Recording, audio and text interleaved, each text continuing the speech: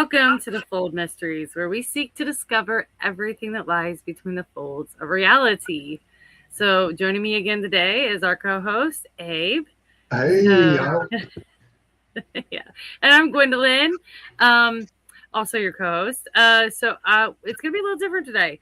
Today we're just kind of gonna do a the Fold Mysteries and MNBRT recap, and invite anyone and everyone that has any questions or wants to talk about anything.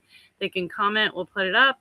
Um, and I mean, oh, there we go, Sherry. Hello, Sherry. Um, so I think we're going to start with Abe. So, Abe, tell us what's new in the MNBRT world. oh my gosh. Was it? Yeah, it was last March.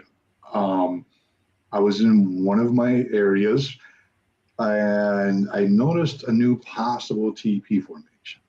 Well, so I've been going back a few times in this to this location just to kind of keep an eye on things and whatever, see if there's any change to it.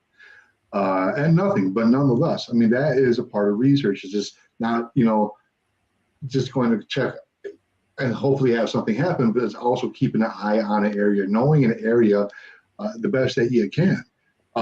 So in doing so, no new formation, but I found a couple questionable things that looked like they got stuck into the ground. And it really makes me scratch my head. And I say that because I've been researching this area since 2009, going on 17 years, actually in June, I believe. Wow. So I picked up these sticks or these limbs or whatever, and I lift them up, and I'm putting my hand in the hole and feeling around to see if there's any root system. There's not. So that kind of makes me really kind of scratch my head. I haven't noticed them before. It was they've probably been there. I don't know how long, to be honest with you, but it's just something I never noticed. But it jumped out at me the last time I was out there. So I went. It was almost an 8-mile hike in this area, just kind of walking around and looking at different things, and it's in a wildlife management area. And last deer hunting season, I drove through there the faster way, and I seen a possible structure, and that's what I was trying to get back to. But now everything's all gated off, so you have to hike back in there. And by the end of the day, my feet were on fire. I mean, it's good practice to get my hike on, for the up and coming squash season here in Minnesota, which is right around the corner. And pretty much more activity starts happening in the month of May when things are, well, heck, already things are starting to get green here. Mushroom season is just starting as far as morel mushrooms. A couple more weeks, I'm going to have lilacs on my bushes outside. Yeah. So, the activity starts to pick up more in that time of year because the greeneries are starting to sprout out more, which is more food source for them compared to possibly being more cannibalistic in the wintertime in the colder months. So yeah, that is good to go. And just keep an eye on that area. We have a team meeting coming up here next month. I believe it's the first Saturday. I think it's the 11th, to be honest with you. No, maybe May 2nd. Yeah, possibly. Anyway, we have a meeting. Yeah, we'll go up to our northern headquarters place. And Pops has got some show a few months ago. And a few of us get together. It's hard to get all of us together because we got a couple young guys who just have some kids, a couple family men, a couple single bachelors. And yeah, and so to get everything aligned with a team of 10 or 11 guys, well, whoever can make it, it's great because what we'll do is we'll have like a cookout. We'll cook a big, a couple racks of ribs, some burgers, some dogs, who knows what, and then we'll eat. We'll discuss things for the upcoming season, what we want to try, where we want to try it, what areas we really want to hit. Yeah, so I mean, I know I have a few areas that seem to be pretty active. Yeah. From the research we were doing last year, and of course, I want to keep that ball rolling, and pick up where we left off on that. Another area where I showed some footprints here. I think last time we did the show where these footprints came out of. There's also a couple eyewitnesses I got to follow up and document their sightings as well. One is in the area where those footprints came out of. Actually, it was just the weekend of the Minnesota Bigfoot Conference in 2023 that this mother and son were out grouse hunting, and seeing a big, tall Bigfoot cross the road a few yards down the road in front of them. Wow. I tracked them down and got the number, and I was just scrolling through my contacts. I'm like, okay, got to get that one. Then I got to get the one with the brothers and sisters that were on. Oh gosh, it'll be 10 years since we did that episode of Finding Bigfoot. The brothers and the sisters that had seen that deer run down that deer. Sorry. No worries. That seen that Bigfoot run down the hill. I can't talk. That ran down the hill to grab that deer and dispatch the deer and carry it over his shoulder. So I got a hold of one of the sisters. I was able to track her down, talked with her, and yeah. So this spring we're going to be coming up with a couple more eyewitness accounts and documents of eyewitness accounts on that end. And other than that, should I do the drum? Still working on the Minnesota Bigfoot Conference. I just got off the phone with one of the speakers, and I think this would be a great platform, if you don't mind, to me to announce the first Minnesota Bigfoot Conference speaker. Yes, please. Okay, well, since you said please, no. I know, I'll read the bio, and based off the bio, maybe you can tell me who it is. It is a biologist, speaker, and writer exploring the intersections of science, curiosity, and conversation with a course of healthy dose of humor. Their approach is simple: challenge the unknown, not by handing out answers, but inviting others into scientific exploration. That perspective has been shaped in the field, where decades of field biologists have included extraordinary experiences that science cannot yet fully explain, further strengthening their respect for indigenous knowledge alongside the science they employ to understand the natural world. They grew up on a rolling farmland of eastern South Dakota, where their curiosity showed up early, famously dissecting her baby alive doll. Okay, I said her, so it's a female. Her baby alive doll at the age of 5. Dissected her baby alive doll at 5. Wow, that's cool. The results were inconclusive. She went on to earn her degree from School of Aquatics and Fisheries Science at the University of Washington, and spent the next decade conducting fishery research across the Pacific Northwest and Alaska, then eventually shifting while preparing for a beaver and trout ecology study in Oregon. She was approached to co-host a TV show where where she became known as the skeptical scientist. Oh. I know who it is. God. Today, with more than 3 decades of global fieldwork and speaking experience, she is recognized as a leader in restoration ecology, science communication, and the study of unexplained phenomena. Her research emphasizes collaborative evidence-based approach, including remote sensing and long-term investigations across private, public, and indigenous lands. Driven by curiosity and contentment to advance citizen science as a tool for meaningful and transparent discovery. She integrates the modern scientific methods, emerging technologies, and traditional ecological knowledge to foster inclusive community-based engagement and broaden our understanding of complex natural phenomena. Though her work in both science and media, she shares stories from the field that connect people to place and community, inviting others into the process of discovery and sparking curiosity in the next generation of naturalists and scientists. So, Can you hear my drum roll? yeah. No, that's not the picture. So, I'm happy to announce that for the first speaker confirmed for the Minnesota Bigfoot Conference 2026 is Renee Holland from Finding Bigfoot. Yeah, so I figured out who it was. I just wasn't gonna like blow it out of the water. yeah.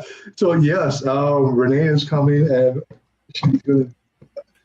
Wow, I'm like I got goosebumps or all over me right now. She's coming. First met her going on 10 years ago. No, I take that back. First met her in 2014 when they were doing that Moose Lake episode of I think it was the Peeping Bigfoot. Is that what that episode is called? Yeah. And so then they were in Minnesota for another episode north of Grand Rapids, and then they had the Reamer episode as well. So I've known her, it's been going on 12 years ago, this coming August maybe. So so we're having her out. We're stoked. I'm excited about that. And I just got off the phone. I was going to say with our second speaker for the conference, and they're going to be getting me a bio. And I was like, hey, do you have any recent pictures, or can you use the one that you sent me a few years back? Because they were supposed to come a few years back, and they had some things happen. But now everything is good, and so we're going to have this person come back. And just stay tuned on the updates for the MBC 2026. Follow our Facebook page, Minnesota Bigfoot Conference, all spelled out, I believe. Yeah, and so I got that ticket sale website to put together, and put Renee up there, her bio, and the same thing with the other speakers as well. So we're stoked to have that, and I couldn't think of a better place to announce the first Minnesota Bigfoot Conference speaker for 2020. Well, so thank you for that platform.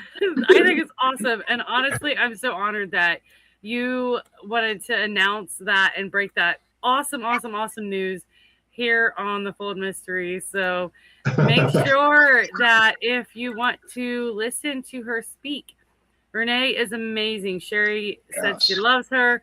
She is amazing. So make sure you get out to the Minnesota Bigfoot Conference. People travel far and wide just to come to listen to some of the speakers. I mean, as far as the Midwest goes and stuff, like from the Dakotas, Nebraskas, Illinois, Iowa, Wisconsin, Indiana. I mean, we've had a lot of people just come to the NBC, which is awesome because we do have a limited space and limited ticket sales.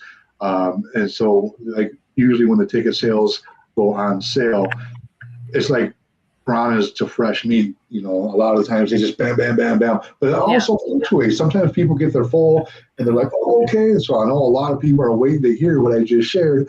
So I got to get that fresh meat, the ticket site up and running before I post it to the MDC Facebook page. Right. Exactly. That's awesome. I'm still hoping to get out there because I'd really love to be out there, see you in person, and get to see your conference and all the effort that you put into it. And I know it's going to be awesome. It's tiring, but it's so well worth it, Yeah. And the whole reason why the conference came about is because back in pre-COVID, I was like, the team's been around for about 19 years. Our 20-year anniversary is going to be next year. So I was thinking back in 2019, what more could we do? I mean, we did MNBRT radio, networking with a lot of different people, a lot of different researchers who have became like brothers and sisters in this field and in Christ as well. And so we network and we stay together, we stay plugged. And I was like, okay, maybe it's a little bit more time that we get the education, the conservation, the protection, the awareness out there even more. Because by that time, we were already helping Reamer, Minnesota with their Bigfoot Festival, which they dubbed themselves the home of Bigfoot. I think it was in 2015 or 2016. So, okay, that's cool. But, working with Reamer and really kind of getting the word out there, we want to be known as that safe platform here in Minnesota where people can come and tell their stories to us. Because I know for the past 26 years, there's a lot of high, strange stuff that may be, we can't say for sure, but may be associated with Bigfoot Sasquatch research, right? Yeah. So, I mean, we can't really connect the dots, but we could put the dots on the back burner until we, get sharper pencils so we can think, okay. Yeah, I like that. Right? So I like that. Mr. Carl Supp said that last year's speakers were amazing. Oh. Yes. Oh my gosh. Last year's speakers, Carl Supp, Todd Neese. We had, Todd Neese, he had his sighting back in 1993. Carl Supp, he called in as a field researcher out of Arizona. Of course, we had from Expedition Bigfoot, Russ and Maria, and it was just all a great time. So, and then that's what we want to do. I don't make any money off of the conference. I lose money, but yeah. Yeah. I mean, you might know what I'm talking about holding the conference.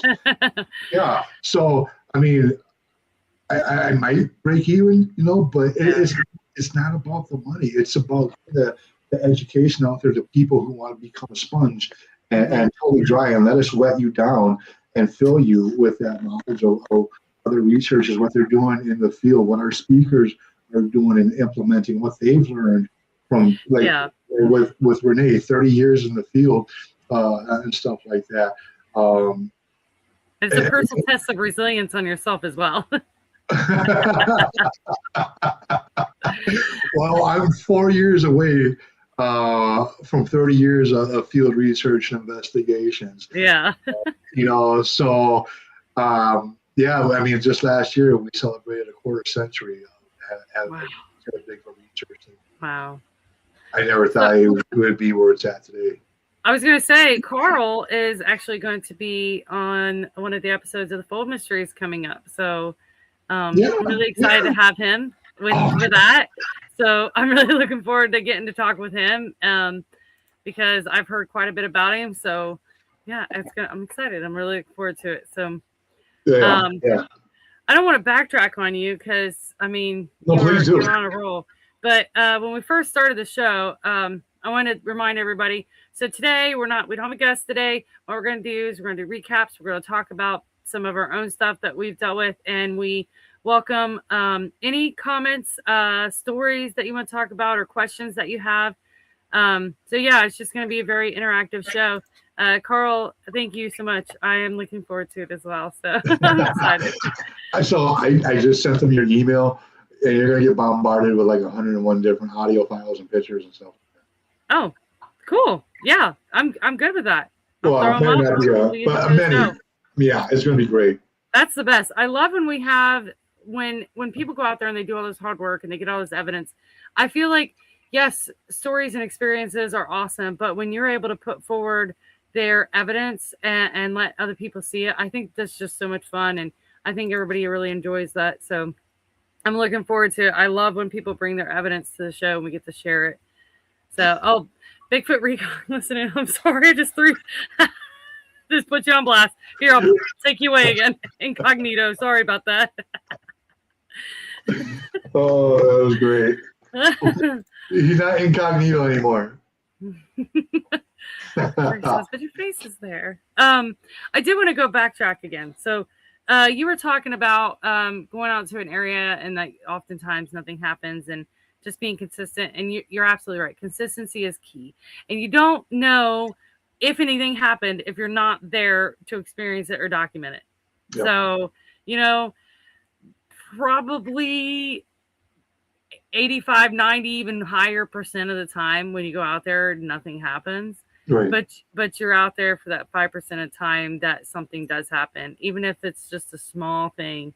It's just awesome, and it re-exhilarates you into the world again. Yeah. And you always need sometimes that little kick. Like, oh Yeah. yeah, this is Yeah. why I You're do right. it. Yep. Yeah, It only takes a small ember to start a big fire. right. Exactly. So, I wanted to like touch on something. So everybody knows that I also do. I kind of started in the paranormal world. So my start was paranormal research. Yes, and the reason being is because most of you may know, I have had just a ton of experiences, just a ton. And a lot of people are like, how can you have that many experiences? If you're around me long enough, you'll get to experience something, I'm telling you. But it's been a really quiet dead spot for a long time. Like nothing's really happened. But the other day, like last week, I was walking through my living room and I had been dog sitting earlier in the day. So we have a crate that we pull out for my son's dog. And when he had picked up his dog, he didn't fold it back up yet. So it was still sitting there. And as I moved around it, um, something scratched me, but I heard it like run up behind me, run up behind me, scratch me, and I immediately like pulled away. And I looked behind me. There's nothing there. There's like nothing there. And I'm like, okay. So I start looking around under stuff because I have cats. So like I immediately thought it was just one of my cats. But I looked back on the camera and I wasn't aware we were going to do kind of a fly by the seat of our pants show tonight. Or I would have brought it. But on the camera, you can see me kind of react and turn around and look. But on the audio, you can't hear it right behind me and you don't see anything. And I was like, okay. So like nothing on camera happens, but you can see me react and kind of look around and you don't even hear what I heard at the time. So it was pretty wild. Where did it scratch? You had to leave a mark or anything? What's funny is that I don't pay attention to it so much that I didn't even check after the fact. Like I just kind of went back to my room and sat because it was like right before bedtime. I was coming in here to go to bed. And when I went in my room, I just kind of turned off the light and went to bed, and that was that. I didn't even think to look. And I was like, okay, maybe stuff's starting to happen again. And then about 3 nights ago, I'm sitting here in my bed, and I was home alone. And was it? Yeah, 2 nights ago. And I was home alone. My youngest son was at his brother's house for the night, and so I'm just sitting here, and all the lights are off in the house, and I got my light on in my room, and I'm sitting there, and I got my glasses off, so I'm half blind, so I'm like, I can't see anything anyways. You're the mole people. No. And so I look up, and I'm looking into the living room that's totally dark, and I see this like dark fleshy blob like appear like around the door frame, and I'm like, am I seeing that? So I get up to go look, and as I get ready to get up, it like pulls back. Grab my Bible, get the holy water. I'm like, okay, all right, I see you. And I got up and I still walked around, checked the house and stuff, and obviously nothing. So I just turned off my light, went to bed.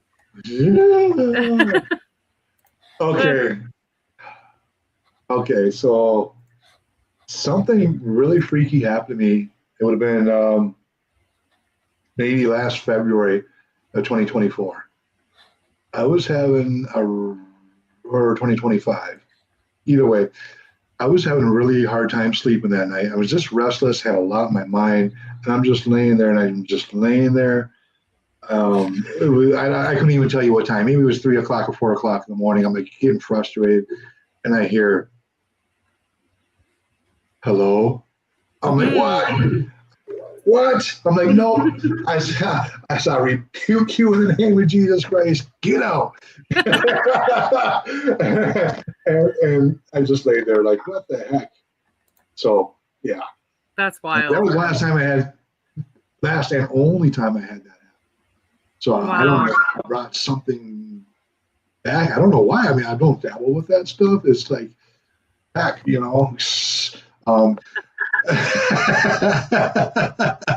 But yeah, that it freaked me out. Yeah, that's pretty wild. I'm so used to seeing stuff. I don't get audio as much, so when I do get audio, and I'm like, that's when I'm like, wait, what? But Mm, visual stuff, I'm like, oh, because I see it so often. But mm, I mean, it has been probably like 3 months since anything's happened in my house, so it's been a good long time. But most of what we experience here is all outside the house. We'll be sitting inside the house and we'll see something white, like a white humanoid figure, like run past the window and then run past this window. yeah. And and then we were sitting on, like, my daughter and I both have experienced this, sitting on my bed, which is like right near the window. We crack the window at night to get some fresh air. And my daughter was sitting there and I was sitting there with her that night, and she immediately goes, no. And I'm like, what? And she goes, I just heard a breath. And I'm like, what? And she goes, it was outside the window. So I like get up and I'm looking outside the window and I'm like this, because it's dark, it's light inside, dark outside. So I'm holding, I'm trying to see. And all of a sudden I hear, and I'm like, nope. I'd rather deal with like a Bigfoot than something I can't put my hands on. You know, I mean, I want to fight in chance, or I don't know. Yeah, I mean, with poltergeist, they could just start throwing things at you. You don't know where it's going to come from. But when I have eyes on something, hopefully I can, throw a little Jeet Kune Do, a little Chung Kwan or something like that, and start doing some blocking and stuff like that. I don't know. Yeah. You can't do anything. Carl said he grew up in a house that was haunted. So I'd love to hear about that. Oh my gosh, yeah. Like I said, when it comes to that stuff, I don't dip my toes in that. That's why, because when you asked me, I was like, "You're gonna protect me?" Because I'll hide behind you. Oh Yeah. man. I remember the first time I took a friend of mine out ghost investigating with me. Now, I didn't have an option whether or not to dip my toes in it. I started dipping my toes in it to look for answers because I was already experiencing stuff. And Right. it just kind of followed me because, I gained a really cool investigative technique and I really enjoy it. So I took a friend of mine ghost investigating with me.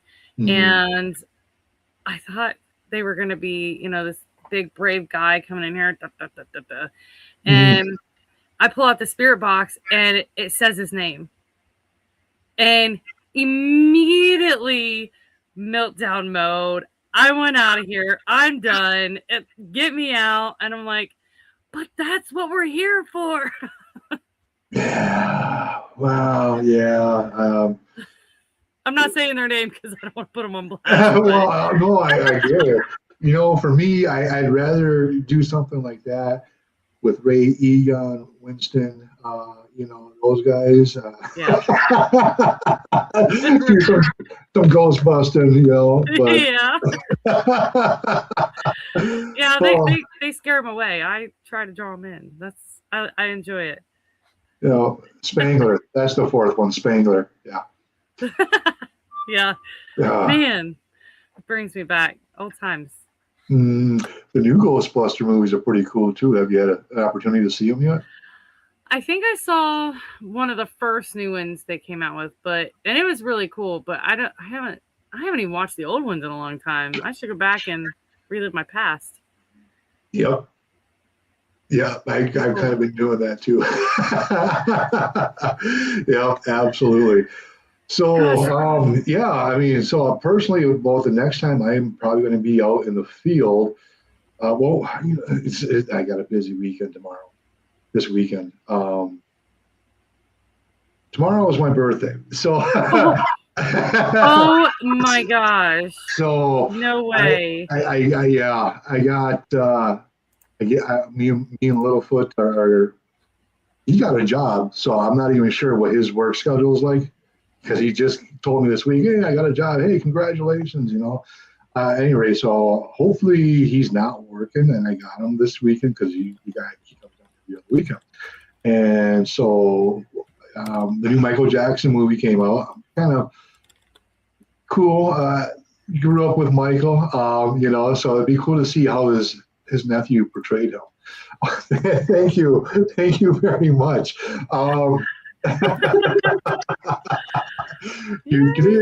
Yeah, I'm turning 32. I'm about 10 years 29. younger.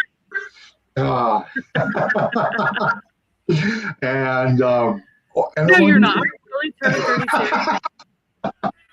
I'm like, okay, I gotta call your bluff because now I'm like, for real. Wait a minute now. He's been researching for 26 years, but he's 32. Yeah, no. Right. Math is hard. But it's also morel mushroom season, starting, like I was saying, popping up here in Minnesota. So Littlefoot and I, we both like to go out foraging and stuff like that. Because morel mushrooms, different types of mushrooms. And also in doing so, I also keep my ears open for any wood knocks and stuff like that. Because I don't know if there is or there's not, but in doing field research for Sasquatch, I mean, I keep food sources open. And if they are being seen where there's mushrooms growing and stuff, so it's just another ongoing thing too, because that's a great food source. I love morel mushrooms. I love different mushrooms. But I stay away from the ones that make you, go cuckoo for Cocoa Puffs. Yeah. Don't blame me there. Yeah, magic mushrooms. Yeah. but then there's like when you're out there foraging, and we're finding stuff that is edible to us. Them being hominoid as well. I'm really curious about their digestive system, how their enzymes or stomach acids break down the foods, which would allow them, because if they got a very similar, and again, if they have a very similar diet to ours and or bears, they have to have some kind of a stronger enzyme or stomach acid to help break down the different vegetations or bones and stuff like that they ingest. The nuts.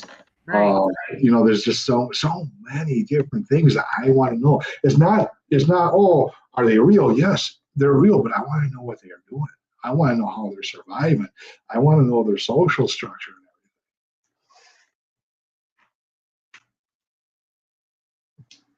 everything. Sorry, I was talking. No, you froze like this. Oh, no, sorry about that. Don't put it in your mouth. My face red. We're live. No.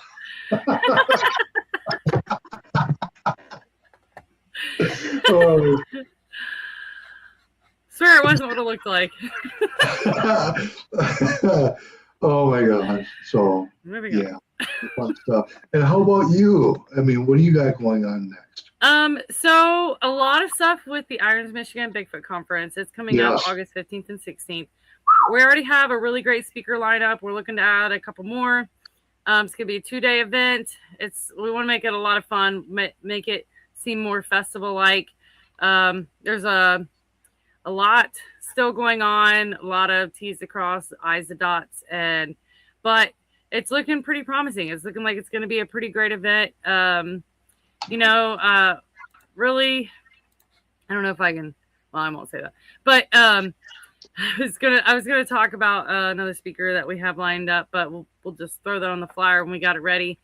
But it's going to be a lot of fun. I'm really looking forward to it. Obviously, there's a lot of nerves involved because there's a lot of moving parts, and I'm doing quite a bit of work with it. But I was talking to a coworker of mine during a work luncheon, and he knows the guy that the co-creator of the Horror Hound Festival, and he said that the guy said it doesn't matter how long you've been doing it, you always feel the panic leading up to it. And it's like you always wonder how it's going to come together, and then it just does. So I'm just holding on to that thought because I'm in pure panic mode, just trying to get everything done. But we still have vendor spots open. We still have tickets up for sale. If you scan the QR code here, or you can find it on the flyer on the Fold Mysteries Facebook page. You can click on the link or scan the QR code, get your tickets or your vendor spot, and just be ready for a fun, exciting event. It's going to be a lot of fun. Yeah. Yeah. 2 day event, man. Oh, Yes. that's awesome. That's awesome. Yeah. And you're right. It is a lot of work, lots of work. So kudos. Thank you. Yeah, Chad is still a part of the Fold Mysteries. He's kind of working in the background right now while he takes care of some things that he's got to take care of. So, not going to say anything other than let's just keep him in our thoughts and prayers. And yeah, so but in the meantime, he's still working for the Fold Mysteries, helping us try to get this, going and everything done. So that's why wonderful Abe has stepped in and helped us co-host for quite a while. And you're permanent co-host home here as long as you're up for it. So oh gosh, bring it on. yeah. Yeah. Well, thank you for that, and I appreciate it. It means a lot, definitely. And yeah, so with this conference, is this going to be a one-time thing? Is it going to be an annual thing, or are you going to play it by ear and see how the first one turns out, or what? Yeah, so it is actually the second annual, so it's going to be an annual thing. It's actually the third Irons Michigan Bigfoot Conference, but it's the second, the Fold Mysteries Conference. So, it's the Fold Mysteries presents Irons Michigan Bigfoot Conference. The first one was hosted by Searching for Sasquatch, which it's a really cool Bigfoot series. I love it because it brings a new spin on Bigfoot research. There's some comedy involved, which a lot of the Bigfoot shows don't really get involved in too much. It's very serious. So this one has a little bit more comedy. So if anybody's interested in checking it out, I think they've got like so many. I know more than 16 series out. So it's a series. It's individually produced by Jason Kinsey. So definitely go check it out. But they couldn't pick it up last year, so I picked it up and I've kind of kept it going. So Awesome. yeah. Exciting. Yeah, no doubt. Big things, doing big things.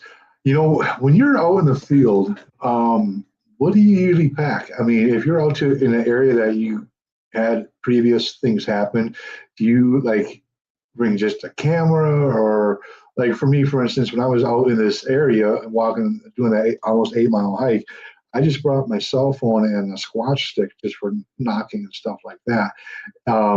If I do, what do you bring if you were, and then, of course, if I was going to spend more time and do more in-depth research, I probably would have brought my backpack, which has different things as well. And even sometimes I'll just throw on the backpack just to get used to the weight and hike around as well, which I'm glad I didn't, because after that almost 8 mile hike, my dogs are already barking. But what do you pack heavy? Do you pack light? Do you kind of keep it simple? I feel like it's the same way. There's some times where I'll just do a pull off the road type situation where I'm like, oh, this looks cool, and I'll just walk around. So then it's just me and my phone, honestly, because I don't keep stuff in my car, especially during the summer, because mechanics and the heat.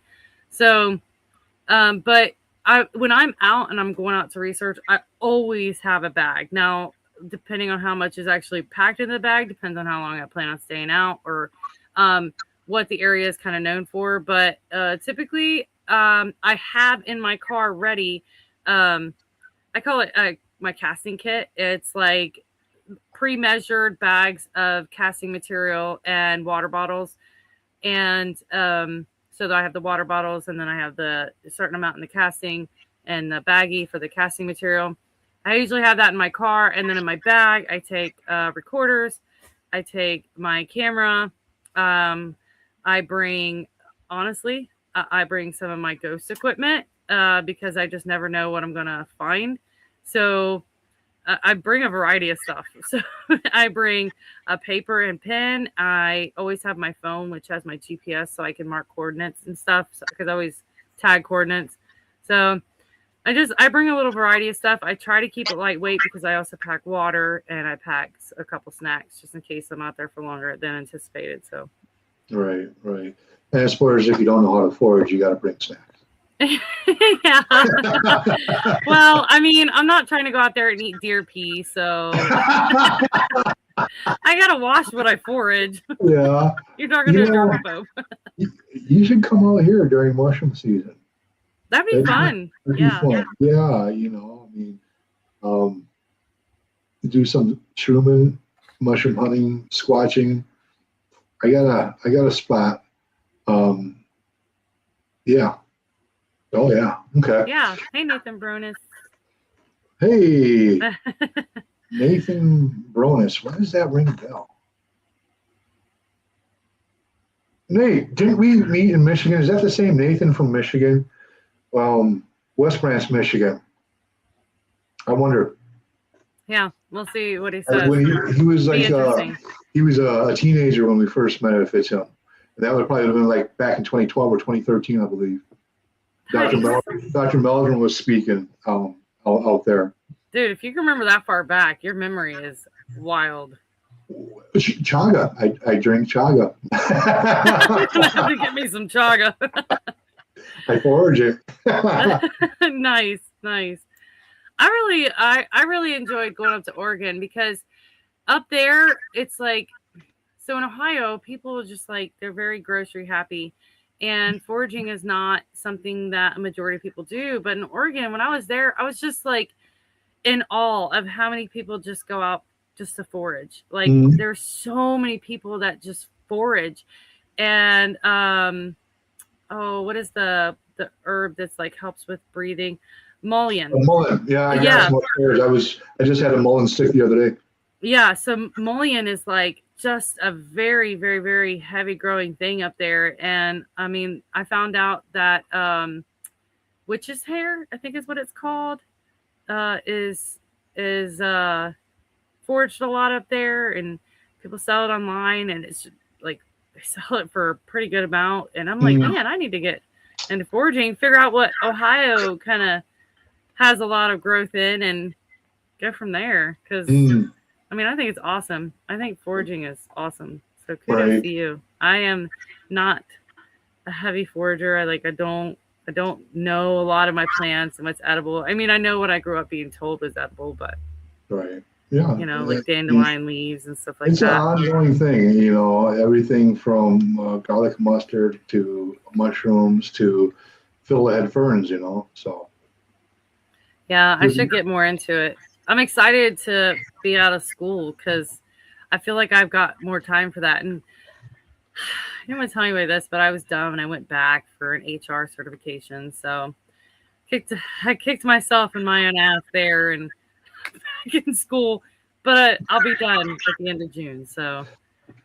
Yay, you know, I'm so proud of you. A lot of us are proud of you because just doing your plate is like, it's so big, but it's stacked also so freaking high too. And you're doing it, girl. Rock it. I'm proud of you. I graduated with my MBA at the beginning of March. It was very end of February. I was like, man, I did it, and I did it with a 4.0. I'm so happy to be done. But yeah, and then I went back. Yay. Yeah. Hercules. No. It was a general MBA, and I wanted to add a concentration to it. So I added human resource management concentration to my MBA. But it's funny because I will still be in school for my certification when I go for my graduation beginning of June. Yeah. You're mind blowing. That's awesome. Good for you. Good for you. So you travel late when you're out in the woods as well, and depending on the location, what kind of techniques? You go out alone a lot too, don't you? Mm-hmm. Yeah, majority of the time I'm alone. What kind of techniques do you implement, or do you try to solicit any kind of responses or anything like that? Let me hear your Bigfoot call. Right, guys? Right, everybody? Oh, my God. Right? Right? Oh, my God. I'll blast. Oh, put me on the spot, Abe. Okay, I'll tell you my techniques first. Don't think about it. Oh, I'm just kidding. So when I'm out, I found I have the best luck when I found I have the best luck when I'm listening. When I just sit and I listen first, kind of get a vibe, feel for the area and noises and like things that look intriguing to me. And I move from one spot to the other. I'll do rock clacks. I will do some wood knocks, but not very often. Very rarely do I ever do a howl. Okay. Why is that? Huh? Why is that? Honestly, I feel like when you're in a very quiet, serene space Mm-hmm. and you just come out with this loud, boisterous howl, I feel like it disrupts the vibe of the area. I get that. I hear You're you. taking a very serene space and you're making it possibly intense. So I don't do it a lot. Now, if I'm hearing howls already, I'll try to repeat one, but that's pretty uncommon. I've done how. I'll tell you what I'll do. Well, the Ohio howl. Yes. Okay. Oh my God. I'll do it. Come on, everybody. Let's give it up for her. I'll do it in a minimized version. Okay.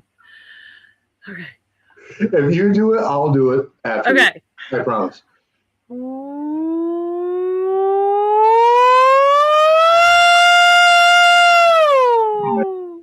Yeah. All right.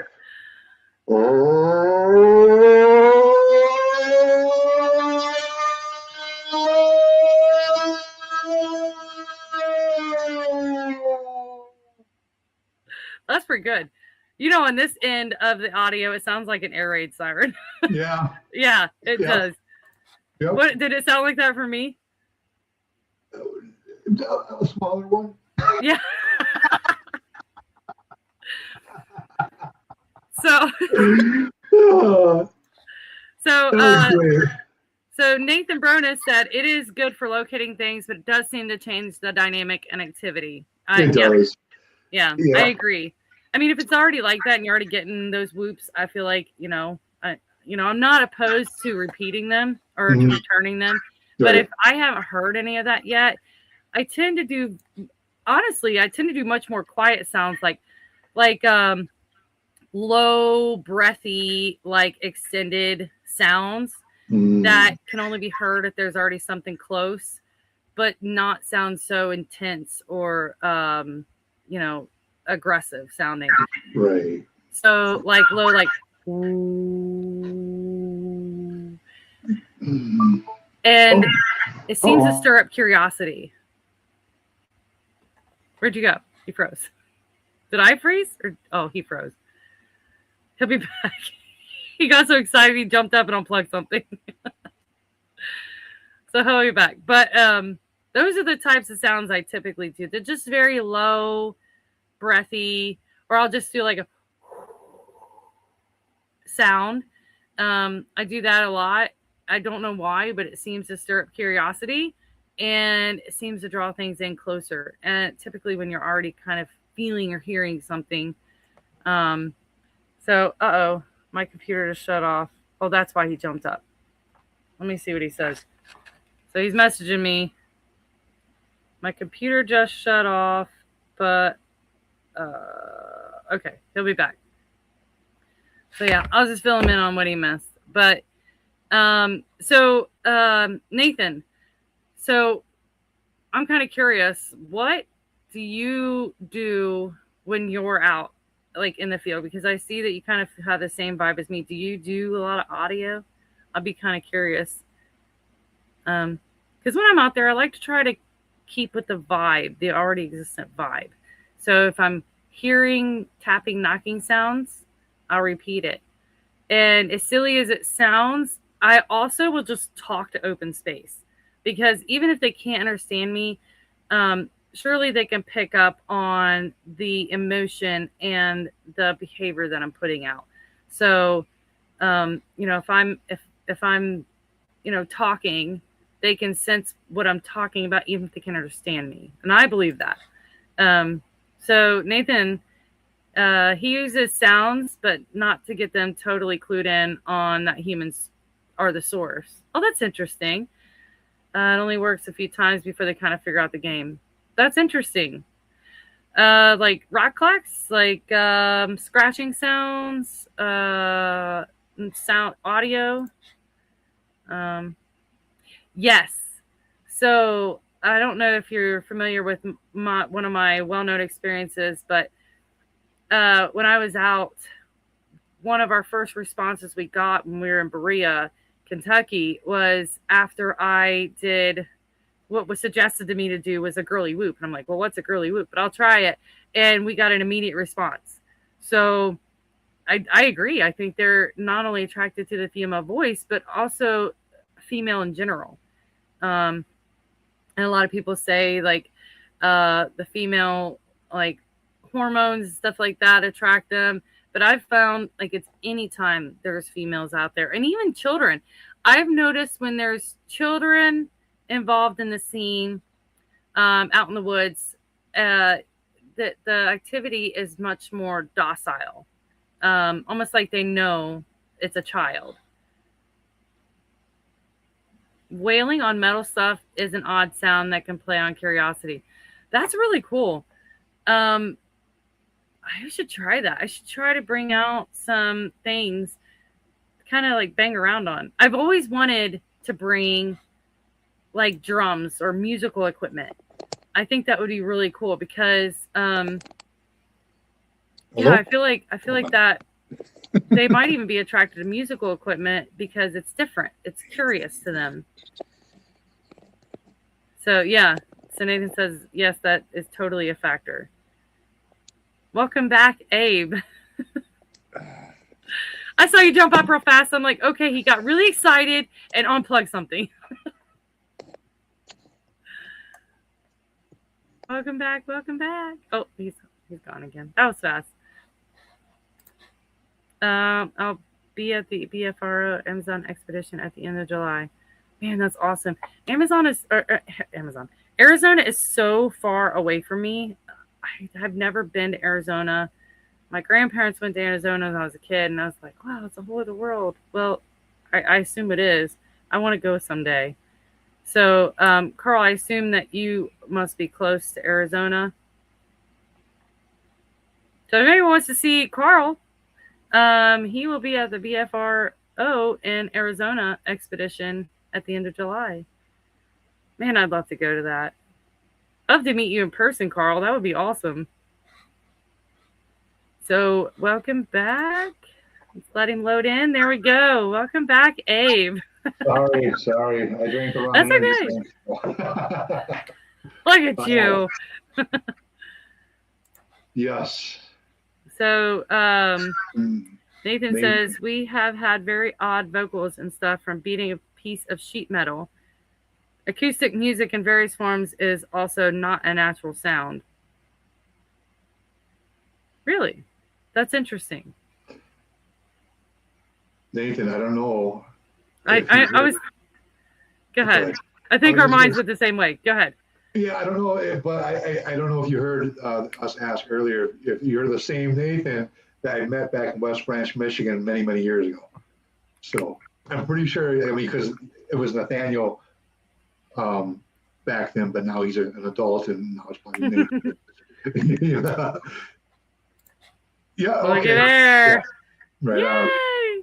Yeah. Wow, what a memory. I had one of the most memorable conversations with him and Dr. Meldrum at night around the camp. And it was just, another great memory with Nathan and, of course, Dr. Meldrum. That is awesome. Yeah. That is so cool. What a memory. Man. Yeah, we were talking about what we were talking about earlier when I was talking about how their digestive system is and what kind of enzymes and what kind of stomach acids that they might have, seeing that they're a hominid and they have a similar diet to us and also a bear. And who knows? We're talking about possible different chambers of the stomach and stuff like that as ungulates would have. to digest the grasses and stuff too. So Yeah. yep. Yeah, and this guy, I think Nathan was probably maybe 14 or 16 at the time. Wow. Oh my God, that's so cool. It is really cool. And, here he is years later and still just as intrigued with it even more because it draws you in like a black hole, this whole thing. It's just great to see him. That is so cool. Yeah. Man, it's not a small world, but it is. Well, it's the community. Yeah. 32 now. Well, who's not turning 32, Abe? Here. How old is Well, I suppose. Holy smokes. Yeah, I do believe that was back in 2013, West Branch, Michigan. That's so cool. Yeah, it was a great time. Great time. That's cool. Reconnecting. Yeah. Hey, come to the NBC. Yeah. We'd love to see you, man.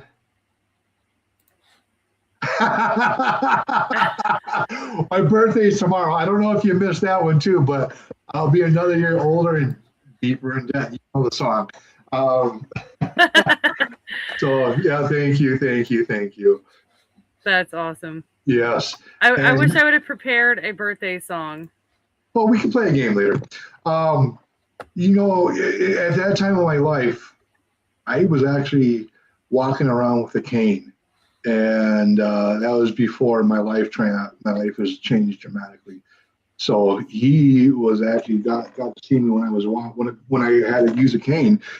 Long story, but it was nothing. Well, it was foot related, but it was nothing weight related because I also was a little bit heavier a lot more heavier.